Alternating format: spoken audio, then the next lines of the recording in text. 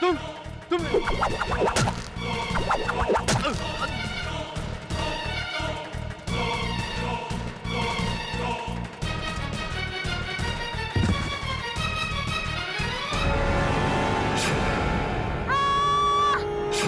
ये तो पलक की आवाज है।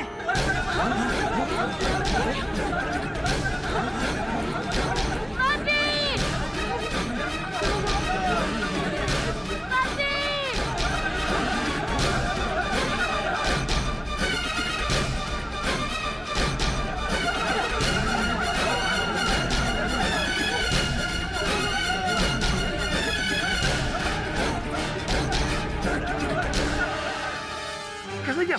बोलिए। मैंने अभी एक जोकर को यहाँ से भागते हुए देखा था। क्या?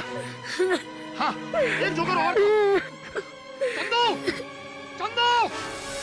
कहाँ पे भागने की कोशिश कर रहा था?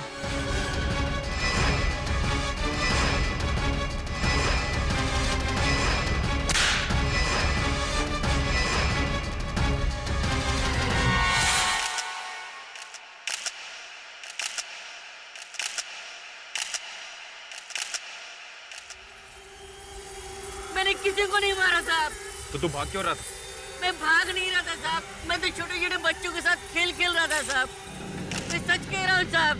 बॉडियों पे चाकू के एंगल तो साफ दिखाई दे रहा है कि इन्हें किसी छोटे कद के आदमी ने मारा है। कितने छोटे आदमी ने? ये कोई 4 फीट के आदमी है। तू चाकू लेकर पार्टी में क्यों आया था? साहब मैं तो बच्चों को फनी खेल दिखाने के लिए लाया था चाकू साहब। फनी खेल दिखाने के लिए? जी साहब। चाकू? और वो भी बच्चों को? जी साहब। ले चलो इसे। साहब कुछ नहीं किया साहब। अरे बचाओ, कोई बचाओ, मुझे बचाओ।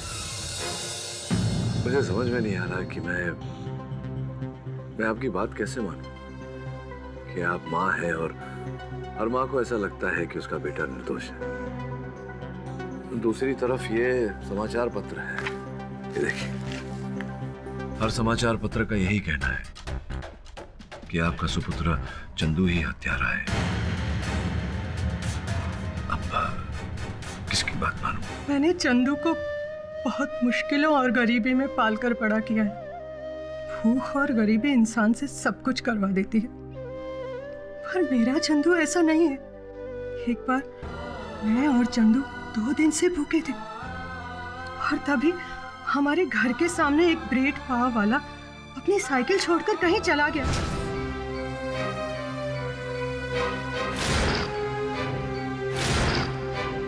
दो दिन के भूखे चंदू ने चोरी नहीं की साहब।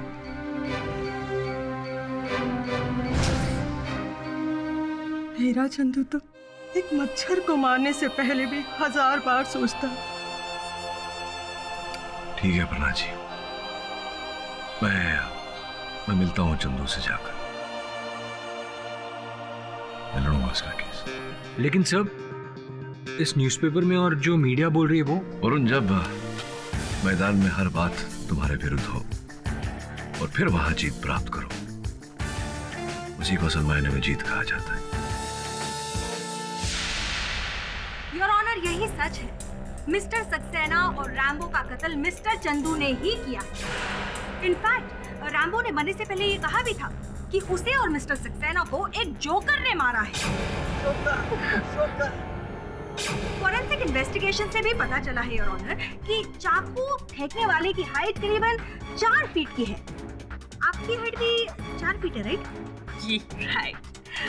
योर ऑनर, पोस्टमार्टम रिपोर्ट के अनुसार चाकू करीब 5 से 6 फीट की दूरी से फेंका गया है। अब इतनी दूर से चाकू फेंकना और वो डायरेक्टली दिल पर लगे, इसके लिए तो महारत हासिल होनी चाहिए, और इसमें तो मिस्टर चंदू निपुण है। ये तो इनफैक्ट उड़ते हुए सेब को भी अपने चाकू से 2 हिस्सों में काट सकते हैं। जी।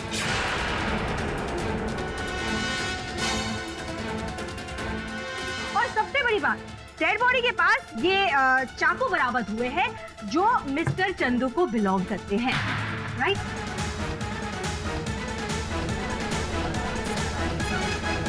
हाँ जज साहब, ये चाकू मेरा जरूर है जज साहब, पर मैंने किसी को नहीं मारा जज साहब, मैंने किसी को नहीं मारा। और भला मैं किसी को मारने के लिए अपना ही चाकू क्यों इस्तेमाल करूंगा? मैं ऐसा क्यों करूंगा? क्योंकि तुम जोकर हो। हाँ, मैं जोकर हूँ, पर मैं डफर नहीं हूँ। योर ऑनर, हमारे पास इस केस का एक आई विटनेस भी है, पर क्योंकि वो नाबालिग है इसलिए मैं इंस्पेक्टर दवे को, जो इस केस के इन्वेस्टिगेटिंग ऑफिसर है, उन्हें कटघरे में बुलाने की इजाजत चाहूंगी। इजाजत है। इंस्पेक्टर दवे, आपको पलक यानी कि हमारी आई विटनेस ने क्या बताया? जब मैं पलक से मिलने उसके घर गया तो उसने मुझे बताया कि मैंने अभी एक जोकर को यहाँ से भागते हुए देखा था।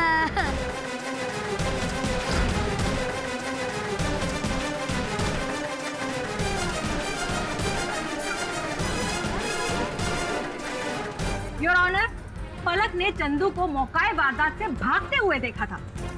सारे सबूत और गवाह जो है वो मिस्टर चंदू के खिलाफ है। मैं कोर्ट से गुजारिश करती हूँ कि जल्द से जल्द चंदू को कड़ी से कड़ी सजा सुनाए। धीरज दीक्षित, धीरज, आज निर्णय सुनने की बड़ी जल्दी है आपको। अब अगर आपको आपत्ति ना हो तो मैं इंस्पेक्टर साहब से चंद प्रश्न कर लूं। Thank you. दवे साहब, पलक ने चश्मदीद गवाह है, तो क्या उन्होंने चंदू को हत्या करते हुए देखा, चाकू फेंकते हुए देखा?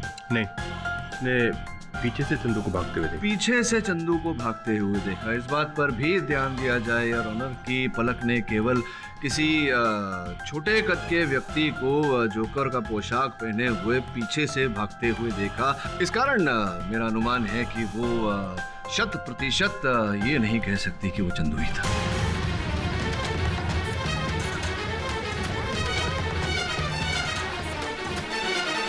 मिस्टर पाठक, आप फिर से भूल रहे। उस दिन पार्टी में 2 जोकर थे, एक चंदू और एक रैम्बो। अब पलक ने छोटे कद वाले जोकर को भागते हुए देखा।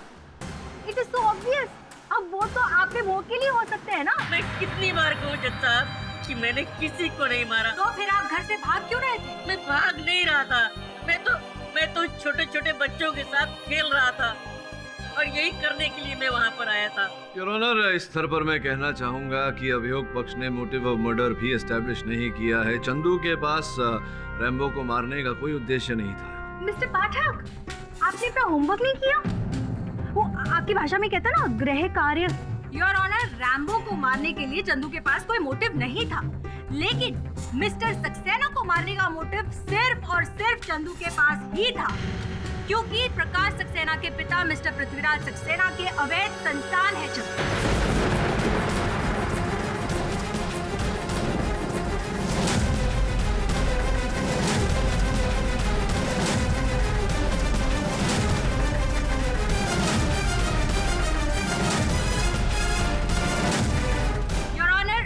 पृथ्वीराज और अपर्णा जी दोनों का अफेयर चल रहा था। दोनों शादी भी करने वाले थे, लेकिन उससे पहले ही अपर्णा जी मां बन गई। मैं इस बच्चे को नहीं अपना सकता। लोग क्या कहेंगे? इतने बड़े बिजनेसमैन का इतना छोटा बेटा। एक बोने को मैं अपने बेटे होने का हक नहीं दे सकता। आज के बाद मेरा और तुम्हारा हर रिश्ता खत्म।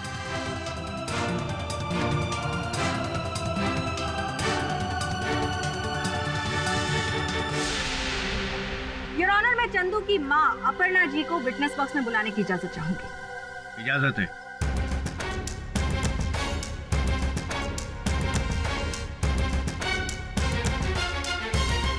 अपर्णा जी, मैंने जो अभी अभी कहा वो सच है? चंदू पृथ्वीराज का ही बेटा है।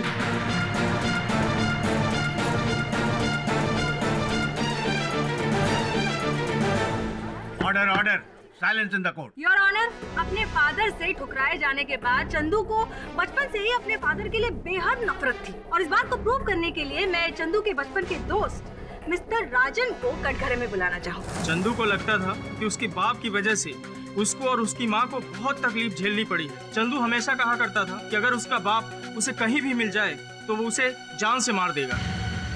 चंदू अपने पिता से बेहद नफरत करता था, और इसे ये भी लगता था कि बड़ा बेटा होने के नाते उसके पिता की आधी संपत्ति तो इसे ही मिलनी चाहिए। प्रकाश, तुम ये मत भूलो मैं तुम्हारा बड़ा भाई हूँ। तुम्हें तो पिताजी ने भी ठुकरा दिया था, फिर मैं तुम्हें क्यों अपनाऊं? और ये जायदाद मेरी है, तुम इसके सपने देखना भी छोड़ दो।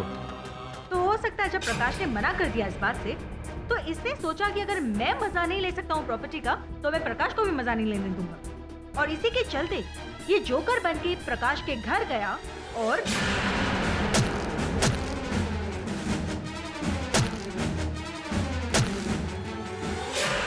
चंदू का ये प्लान था कि वो मिस्टर सक्सेना को मार के सारा इल्जाम जो है वो रैम्बो के सर पे डाल देगा, लेकिन रैम्बो अचानक से वहां पर आ गया और इनका सारा खेल खराब हो गया।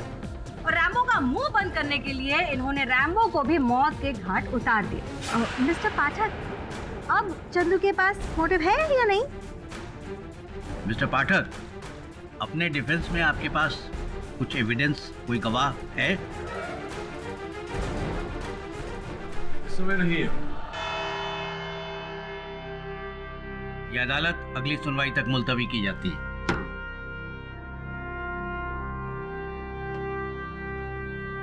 मिस्टर पाठक, मैं जानती हूँ इस बार तो मैं आपको हरा ही लूं, लेकिन इस बात की मुझे कोई खुशी नहीं हो रही है। You know why? क्योंकि आपने एक केस ही गलत चुना है।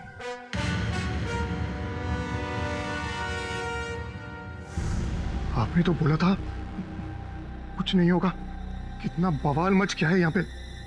मुझे मेरे पैसा चाहिए बस। बस कहाँ मिलना है? ठीक है, मैं आता हूँ। आप मेरी बात तो सुनिए। देखिए अपर्णा जी, अभी कहने सुनने को कुछ बाकी रहा नहीं। ना मैं झूठ का साथ देता हूँ, ना उन लोगों का जो झूठ बोलते हैं। मैं आपके सुपुत्र का केस नहीं लड़ सकता। बस सिर्फ एक बार मेरी बात सुन लीजिए। चंदू को ये बात नहीं पता थी कि वो पृथ्वीराज सक्सेना का बेटा है।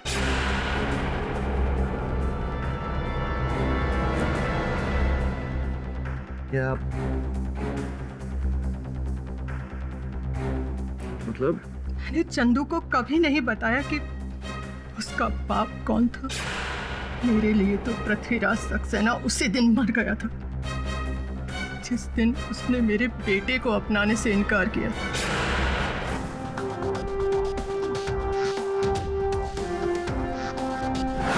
ये बताओ चंदू, तुम वहां सक्सेना के वहां क्यों गए थे? और रैम्बो ने मुझे भेजा था केडी साहब। उसने कहा सक्सेना की बच्ची का बर्थडे है, वहाँ पे परफॉर्म करना।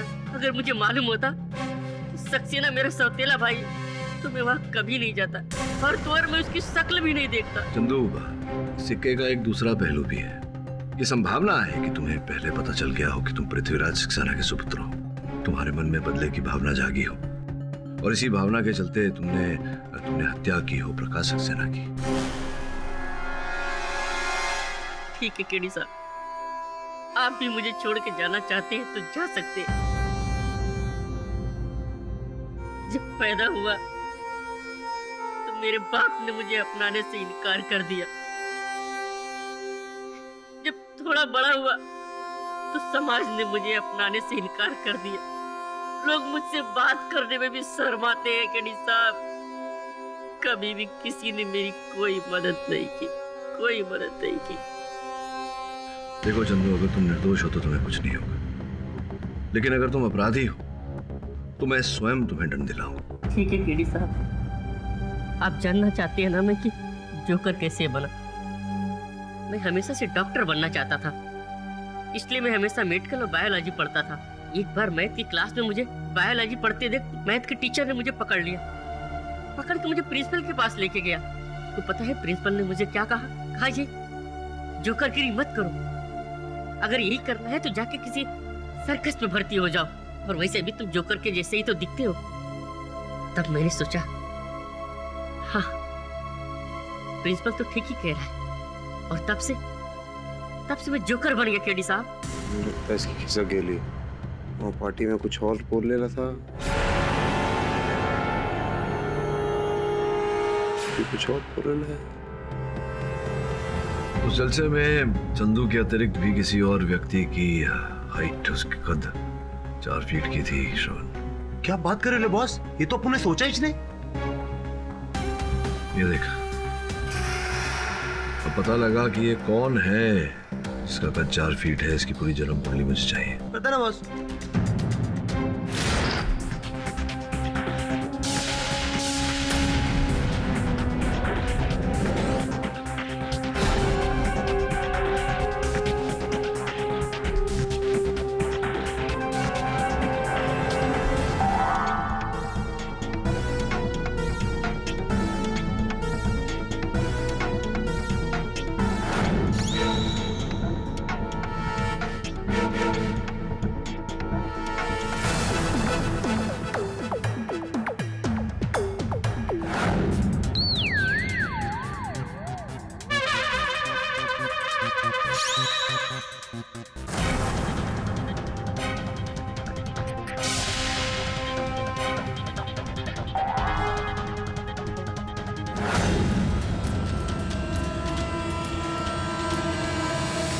योर ऑनर, ये केस जितना सरल दिखाई दे रहा है उतना है नहीं। बड़ा ही पेचीदा और घुमा हुआ केस है। घुमा तो आप रहे हैं मिस्टर पाठक, आप क्यों खामखा कॉम्प्लिकेशंस बढ़ा रहे हैं? देखिए मिस दीक्षित, मैं समस्या में नहीं समाधान में मानता हूँ। इस समस्या का समाधान निकालने के लिए योर ऑनर मैं रोहन सक्सेना को कटघरे में बुलाने की अनुमति चाहता हूँ। ये रोहन कौन? लगता है आज आप अपना गृह कार्य नहीं करके आएंगे। योर ऑनर, रोहन सक्सेना प्रकाश सक्सेना के चचेरे भाई हैं।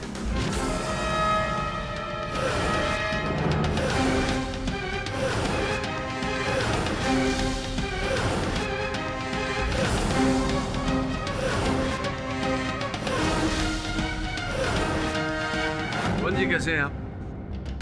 क्षमा चाहता हूं आपको यहाँ अदालत में आने का कष्ट दिया। ये बताइए कि आपके और आपके भाई साहब प्रकाश जी का व्यवसाय एक ही है, बांध काम करते हैं आप लोग, भवन निर्माण करते हैं, बिल्डर्स हैं आप लोग? जी हाँ, ये हमारा खानदानी बिजनेस है, लेकिन प्रकाश और मैं काम अलग अलग करते हैं। अलग अलग काम करते हैं। तो आपका अपना व्यवसाय कैसा चल रहा है? बहुत अच्छा। अद्भुत बात है, क्योंकि आपके बैंक अकाउंट की सूची देखकर तो ऐसा नहीं लगता। योर ऑनर, रोहन जी के बैंक अकाउंट के स्टेटमेंट को देखकर साफ पता लग रहा है कि पिछले 5 वर्षों से ये भारी कर्जे में, भारी ऋण में डूबे हुए हैं। योर ऑनर, केवल इतना ही नहीं, शहर के एक बहुत ही महत्वपूर्ण इलाके में इनकी पुश्तैनी जमीन है और उस जमीन को लेकर दोनों भाइयों में पिछले 5 वर्षों से विवाद चल रहा था। प्रकाश सक्सेना वहाँ अपने दादाजी की अंतिम इच्छा के अनुसार एक मंदिर बनवाना चाहते थे और रोहन वहाँ एक मॉल बनवाना चाहते थे, जिसके कारण ये कर्ज मुक्त हो जाए, ऋण मुक्त हो जाए। सही कह रहा हूँ मैं? जी हाँ, तो इसमें बुराई क्या है? इस सारी बातों का हमारे केस से क्या लेना देना है? मैं समझाता हूँ योर ऑनर, और समझाने के लिए मैं उस छोटे से जमीन के टुकड़े का जो सुरक्षा कर्मी है, चौकीदार है, उसे कटघरे में बुलाने की अनुमति चाहता हूँ। अनुमति? बहादुर साहब, सक्सेना वंश की जिस जमीन की आप निगरानी करते हैं, वहाँ ये रोहन साहब का आना जाना रहता है? जी साहब, ये तो वहाँ का चक्कर लगाता ही रहता था, रोज प्रकाश साहब से लड़ा किया करता था। रोहन, ये जमीन सिर्फ मंदिर की है और यहाँ मंदिर ही बनेगा और कुछ नहीं। इस जमीन से दूर रहो रोहन, मैं तुम्हें आखिरी वार्निंग दे रहा हूँ। और मैं भी तुम्हें आखिरी बार वार्निंग दे रहा हूँ, ये जमीन मुझे दे दो, वरना मैं तुम्हें भी दादाजी के पास ऊपर भेज दूंगा, फिर वहां बैठकर बनाते रहना मंदिर का नक्शा उनके साथ।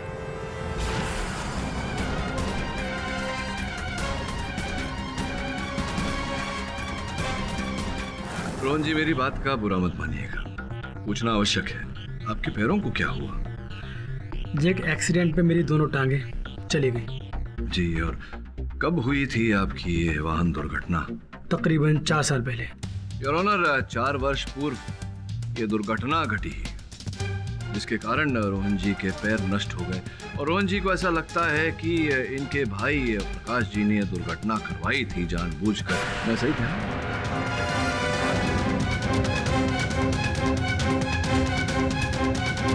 जी हाँ, रोहन को लगता था कि कार एक्सीडेंट भी प्रकाश ने ही कराया था। हाँ रोहन, बोलो। तुमने मेरा एक्सीडेंट करवाकर मुझे अपाहिज किया है, देखना मैं तुम्हारी जिंदगी कैसे बर्बाद करता हूँ। कितनी बार समझाऊं इसे? क्या हुआ?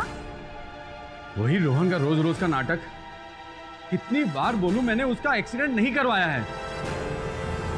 जज साहब, प्रकाश ने ही मेरी कार में गड़बड़ करवा कर मेरा एक्सीडेंट करवाया, वो मेरी जान लेना चाहता था। और वो तुम्हें मार नहीं पाए तो तुमने उन्हें मार दिया। मैंने किसी को नहीं मारा। योर ऑनर, हम सब जानते हैं कि मर्डर किसी ऐसे आदमी ने किया है जिसे चाकू फेंकने में महारत हासिल हो। मिस्टर पाठक, आप श्योर हैं कि इन्हें भी चाकू फेंकने में महारत हासिल है? अब जितनी महारत की आवश्यकता थी उतनी तो है। योर ऑनर, मेरे कहने का तात्पर्य ये है कि प्रकाश जी ने रोहन को उनके घर जाने से मना किया था, जिसके बावजूद जन्मदिन के जलसे पर रोहन जी प्रकाश जी के घर बिना बुलाए पहुंच गए। ऐसा क्यों किया? केडी साहब, मुझे पैसों की सख्त जरूरत थी। मैं प्रकाश से इस बारे में बात करने गया था, ना कि उसका खून करने। अगर आप अपने भाई साहब प्रकाश की हत्या करना नहीं चाहते थे, उन्हें मरवाना नहीं चाहते थे, तो रैम्बो को उनकी हत्या का सुपारी देने की क्या आवश्यकता थी?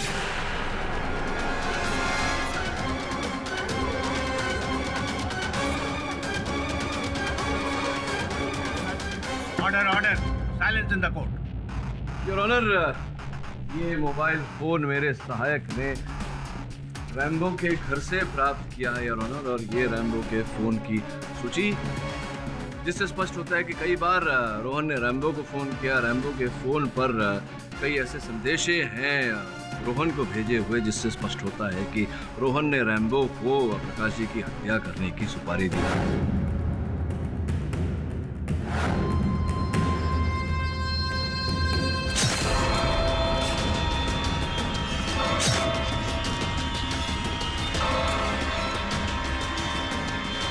आपका काम हो गया बॉस। तेरा भी काम हो गया रैम्बो।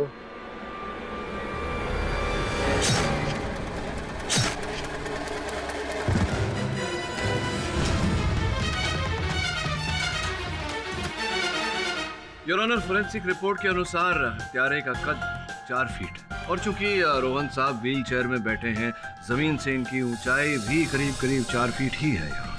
ये मिस्टर पाठक, आपको लगता है कि रोहन साहब भाग सकते हैं? नहीं, आई डोंट थिंक सो। और वैसे भी पलक ने ये कहा था कि उसने एक जोकर को वहाँ से भागते हुए। जोकर? योर ऑनर, मैं चाहता हूँ कि उस जोकर के बारे में हमें प्रकाश जी के मैनेजर यहाँ कटघरे में आकर हमें ज्ञान दें। मैनेजर साहब, बच्चों का मनोरंजन करने के लिए रैम्बो जोकर को आप ही ने बुलाया था? जी हाँ। किसके कहने पर बुलाया था आपने रैम्बो? प्रकाश जी के कहने पे। आपने विशेष रूप से रैम्बो को क्यों बुलवाया? नहीं उत्तर दे पा रहे हैं और मैं ही बता देता हूँ। इन्होंने रैम्बो को रोहन जी के कहने पर बुलाया। हाँ, लेकिन उन दोनों मर्डर से मेरा कोई वास्ता नहीं है। झूठ बोल रहे हैं। आपका वास्ता है, और मैं बताता हूँ कि आपका वास्ता कैसे है। योर ऑनर, प्रकाश जी की हत्या से 1 सप्ताह पूर्व मैनेजर साहब ने उनकी कंपनी में एक बहुत बड़ा फ्रॉड किया था। 22 लाख रुपए कंपनी के अकाउंट से निकाल लिए थे, और ये जानते थे कि एक न एक दिन प्रकाश जी को पता चल ही जाएगा। तो जब इन्हें पता चला रोहन जी के कहने पर कि रोहन जी ने रैम्बो को अनुबंधित किया है प्रकाश जी की हत्या करने के लिए, ये भी चाहते थे कि प्रकाश जी की हत्या हो जाए, इन्होंने रैम्बो को जलसे में आने का आमंत्रण दिया। सही कह रहा हूँ मैं? मैंने कंपनी अकाउंट से पैसे जरूर निकाले थे, लेकिन मेरा इरादा फ्रॉड करने का बिल्कुल नहीं था जज साहब। क्या आप वो पैसे रुपए दान में देने वाले थे? मेरी बहन की शादी थी। लड़के वालों ने अचानक महंगी कार मांग ली, और मेरे पास उस समय इतने पैसे नहीं थे। मैंने सोचा कि अभी कंपनी के अकाउंट से पैसे निकाल लेता हूँ, और बाद में जब मेरे पास पैसे होंगे तो मैं वापस कंपनी के अकाउंट में पैसे डाल दूंगा। डाले आप? नहीं, लेकिन मर्डर वाली बात में मैं शामिल नहीं हूँ, क्योंकि अगर मुझे पता होता कि रैम्बो प्रकाश जी को मारने के लिए उनके घर में आ रहा है, तो मैं उसे कभी नहीं घुसने देता। सक्सेना साहब को मारने का प्लान अगर होगा तो वो सिर्फ और सिर्फ इस रोहन का ही होगा। वहां से कौन सा जोकर भागा, इस बात की जानकारी भी इस रोहन को ही होगी। ये सच है कि मैंने रैम्बो को हायर किया था। ये सच है कि मैंने रैम्बो को हायर किया था, लेकिन प्रकाश की डायमंड वाली तिजोरी तोड़ने के लिए, क्योंकि वो इस काम में माहिर था। जज साहब, मेरे पास कोई और रास्ता नहीं था। मुझे पता था कि प्रकाश की तिजोरी में करोड़ों के हीरे हैं, और मुझे यह भी पता था कि वो तिजोरी कहाँ रखी है। इसीलिए मैंने मैनेजर से रैम्बो को हायर करने के लिए कहा। मेरा प्लान था कि बर्थडे पार्टी में रैम्बो तिजोरी तोड़ेगा और मैं वहाँ से सारे हीरे लेकर निकल जाऊंगा, लेकिन उस रात कुछ और ही हुआ।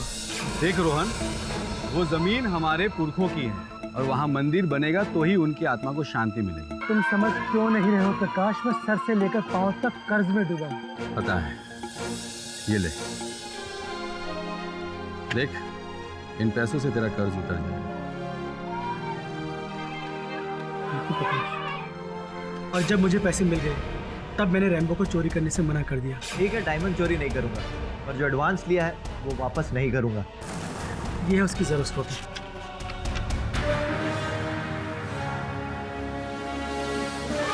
और जज साहब, जिस आदमी ने मुझे कर्जे के बोझ से निकाल लिया, मैं भला उसका खून क्यों करूंगा?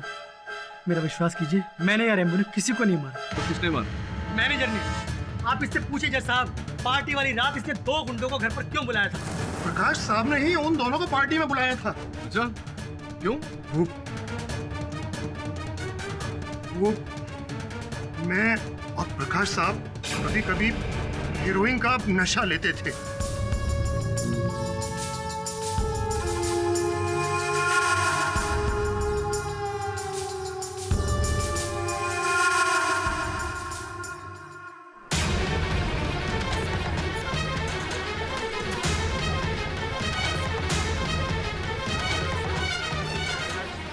वो दोनों हमारी डोप लेकर आए थे उस दिन।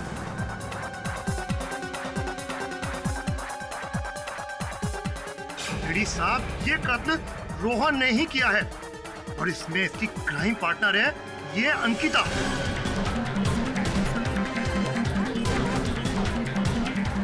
Order order, silence in the court. Ankita और रोहन दोनों साथ में एमबीए कर रहे थे और इन दोनों के बीच प्यार हो गया था और अंकिता और रोहन इन दोनों ने साथ में मिलकर प्लानिंग की थी कि अंकिता और प्रकाश ये दोनों शादी करेंगे और शादी के कुछ दिनों बाद ही अंकिता एक हैवी सेटलमेंट लेकर डिवोर्स ले लेगी। लेकिन ये दोनों शादी के बाद भी मिलते रहते थे। अंकिता, लीव इट, मैं तुमसे बात कर रहा हूँ। तलाक क्यों नहीं ले रहे हो तुम? कितना और इंतजार करवाओगी मुझे? जल्दी करो, वक्त नहीं है मेरे पास। ये सच है कि प्रकाश के साथ मेरी शादी एक प्लान के तहत हुई थी, लेकिन प्रकाश इतने अच्छे इंसान थे, वो मुझसे बेहद प्यार करते थे। जब मुझे पता लगा कि ये रोहन सिर्फ मुझे पैसे के लिए यूज कर रहा है, तो मैंने उसका साथ हमेशा हमेशा के लिए छोड़ दी। रोहन, अगर दोबारा तुमने मुझसे इस तरीके से बात की तो मैं प्रकाश को सब कुछ बता दूंगी। लास्ट वार्निंग है मेरी, मुझसे और मेरी फैमिली से दूर रहो तुम, समझे? मिस्टर पाठक, आपकी थियरी की तो हवा निकल गई।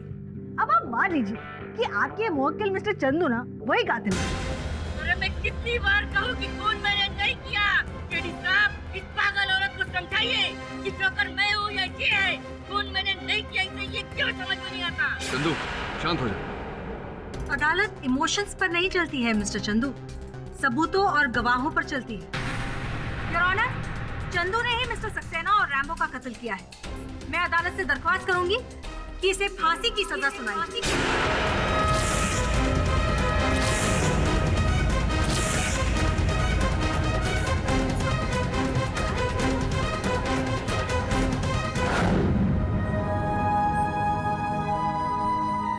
आपको पता है मैं जोकर कैसे बना? नहीं, आप बताइए। जब मैं 17-18 साल का था, तब मैं एक लड़की से बहुत प्यार करता था, उसे बहुत पसंद करता था। मैंने उसे शादी के लिए प्रपोज किया। उसने कहा, तुम्हें मेरे पिताजी से बात करनी होगी। मैं उसके पिताजी से मिलने उसके घर पे गया। उसके पिताजी मुझे देखकर मुस्कुराए और बोले, तुम तो मेरी बेटी के आधे ही कद के हो, तुम मेरी बेटी को कैसे खुश रख पाओगे? तो मैंने कहा, मैं आपकी बेटी को हमेशा खुश रखूंगा, उसे बहुत सा प्यार दूंगा, उसे हमेशा हंसाता रहूंगा। वो बोले, कैसे? जोकर बन के? तब मैंने सोचा, हाँ, ये तो ठीक कर रहे हैं। और तब से मैं जोकर बन गया। जोकर।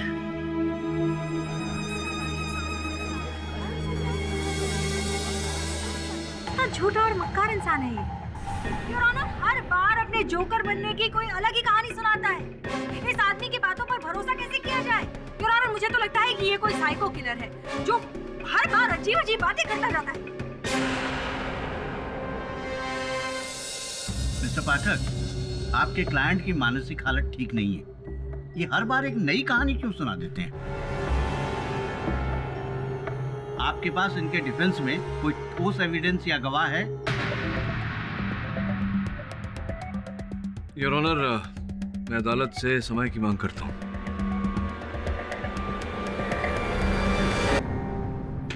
सुना जी, ये बार बार चंदू अलग कहानियां क्यों सुनाता है? चंदू अपने बचपन की किसी यादों को छुपाने के लिए अक्सर ऐसी कहानियां बनाकर सुनाया करता था, जो शायद अब उसकी आदत बन चुके हैं। और मैं सच कहती हूँ केडी साहब, मेरे चंदू ने किसी को नहीं मारा। मुझे बचा लीजिए।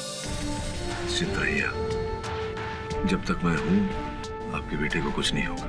जरा छोड़ के आ जा रिक्शा तक। मुझे ऐसा लगता है वरुण की चंदू ने यह हत्या नहीं की। सही कहा उसने, वो जोकर है, डफर नहीं। अगर उसने हत्या की होती तो वो अपने ही चाकुओं का उपयोग नहीं करता। कातिल जो भी है, सक्सेना को मारने आया था, रैम्बो बिना मतलब का मारा गया। तो वो कहते हैं ना, गेहूं के साथ घुन भी बच गया। तेरी सरल सी बात है, मैं पहले क्यों नहीं समझा? कौन सी बात? जरा वो रैम्बो के फोन की जो सूची है वो दे, और फोन दे जरा उसको।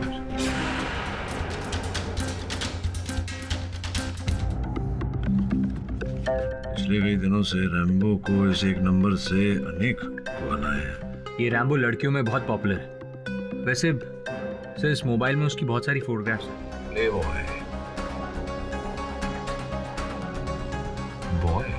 बॉय नहीं, ये तो मैन है। देख, जहां तक मेरा अनुमान है, वीडियो में भी कुछ ऐसा ही है। देख,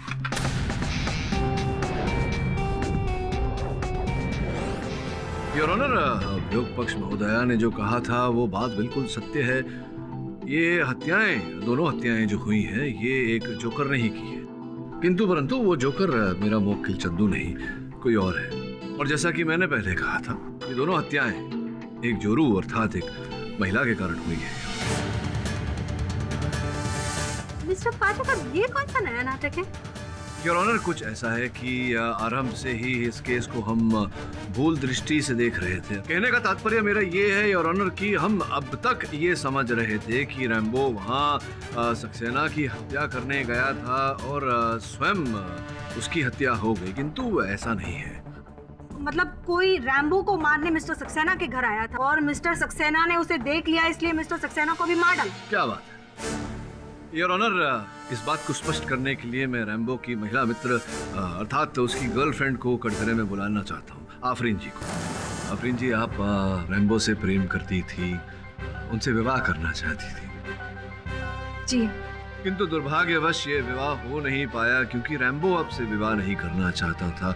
उसके चरित्र में ही खोट था, प्लेबॉय था वो, अलग अलग महिलाओं के साथ संबंध, जिसके चलते आपने 2 बार आत्महत्या करने का प्रयास किया। मैं सही कह? लेकिन इसका मतलब ये नहीं कि मैंने रैम्बो को मारा। ऑफ कोर्स नहीं किया योर ऑनर। मिस्टर पाठक, इतनी खूबसूरत लड़की आपको जोकर कहाँ से दिखाई देती है? नहीं, मैंने कब कहा कि आफरीन मुझे जोकर दिखाई देती है? नहीं कहा योर ऑनर। मैं आफरीन के भाई साहब सईद कटघरे में बुलाने की अनुमति चाहता। सईद साहब, क्या करते हैं आप? व्यवसाय क्या है आपका? सर, पापी पेट के लिए जो भी मिलता है कर लेता हूँ। पापी पेट के लिए जो मिल जाए ये कर लेते हैं योर ऑनर। मैं स्पष्ट किए देता हूँ, ये सईद साहब सर्कस में करतब दिखाते हैं योर ऑनर, जिस प्रकार से मेरे मुवक्किल दिखाते हैं, जिस प्रकार से रैम्बो दिखाता था, जलती हुई आग में कूद जाना, ऐसे अनेक खतरनाक काम, जिनमें से एक दूर से चाकू फेंककर लक्ष्य को भेदना भी है योर ऑनर।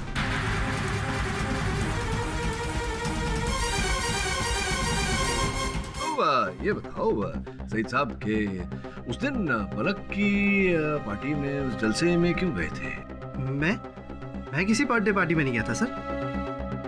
नहीं गए थे आप? जी नहीं, मैं नहीं। योर ऑनर, मेरे पास एक सीडी पड़ी है यहाँ, आपकी अनुमति हो तो चलाऊं? अनुमति।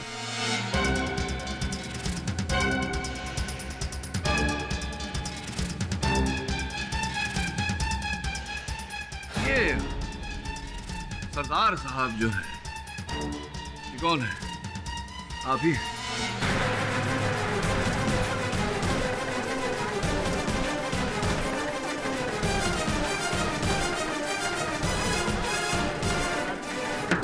Silence in the court. Your honour, Saeed साहब ही हैं सरदार की वेशभूषा पहनकर। इन्हें लगा था कि सरदार की वेशभूषा में इन्हें कोई पहचानेगा नहीं, किंतु रैम्बो के मोबाइल फोन पर इनकी और आफरीन का चित्र देखकर मैं समझ गया कि सरदार की वेशभूषा में यही थे, यही गए थे वहां रैम्बो की हत्या करने गए थे। आप रैम्बो की योर ऑनर, आपको ये आदमी 4 फीट का दिखता है? क्योंकि हम सब जानते हैं कि मर्डरर जो है वो 4 फीट की हाइट वाला इंसान है, और मुझे लगता है मिस्टर सईद की हाइट शायद 6 फुट तो होनी चाहिए। अब ये 4 फीट और 2 फीट का जो अंतर है ये कैसे तय करेंगे? एक काम करते हैं, इंस्पेक्टर दवे से कहते हैं। या दवे साहब, जरा इनके घुटने मैं चाहता हूँ कि एक बार आप चेक करें।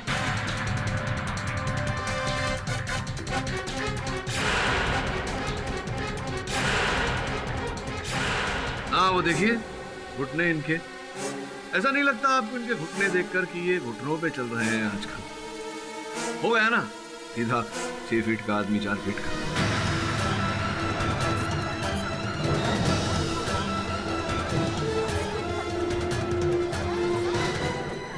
हाँ तो सईद साहब, अब ये छिपाने को कुछ रहा नहीं है।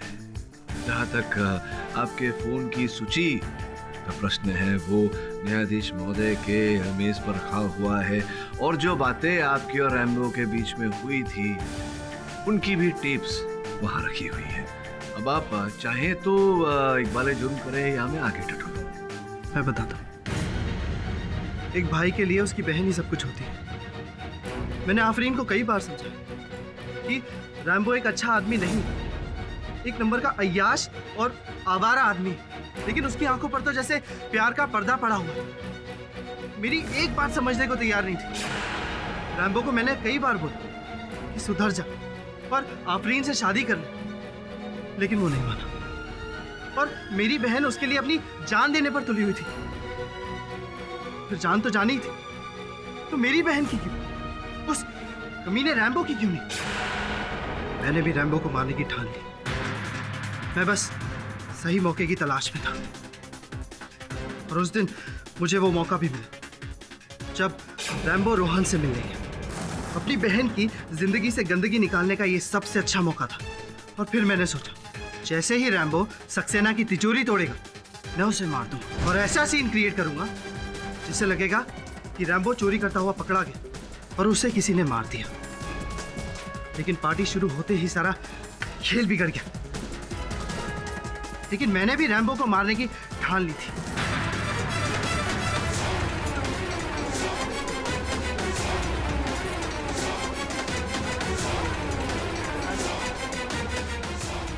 और अपने कई कर्तव्य मैं घुटनों के बल भी चलता था, जिससे मेरे लिए यह काम और भी आसान हो गया।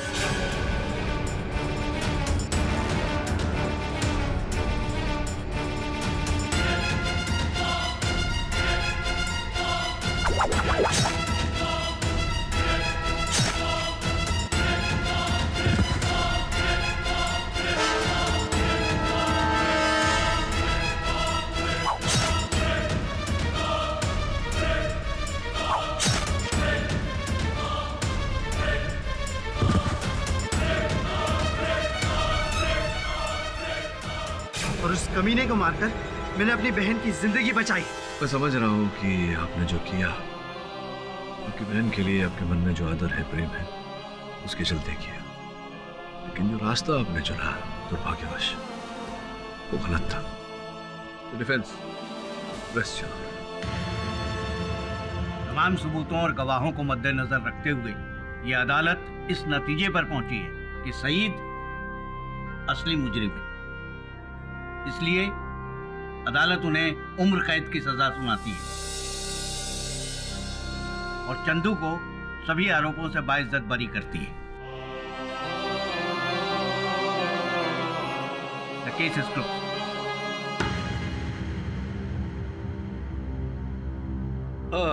मिस दीक्षित, आपको छोड़ दूं कहीं? Thank you. वैसे मिस्टर पाठक, आपके मुवक्किल ने तो बहुत सारी स्टोरीज बताई थी जोकर बनने की। इसमें से सच स्टोरी कौन सी है आप तो जानते ही होंगे, राइट? देखिए मिस दीक्षित, एक ही दिन में कोई जोकर नहीं बनता। चंदू ने जितनी कहानियां सुनाई सब सच है, और ये भी सच है कि सच को आँच नहीं होता। क्यों? और भी दिलचस्प कहानी देखने के लिए हमारे चैनल को सब्सक्राइब करें और बेल आइकॉन दबाना न भूलें।